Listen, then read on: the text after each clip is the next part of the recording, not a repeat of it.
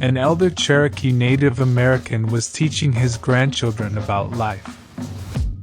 He said to them, "A fight is going on inside me.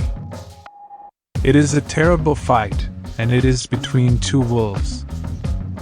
One wolf represents fear, anger, envy, sorrow, regret, greed, arrogance, self-pity, guilt, resentment, inferiority, lies, false pride, superiority, and ego.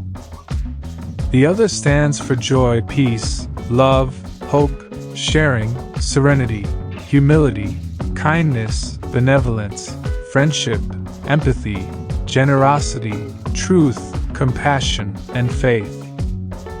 This same fight is going on inside you, and inside every other person, too." They thought about it for a minute, and then one child asked his grandfather, "Which wolf will win?" The old Cherokee simply replied, "The one you feed."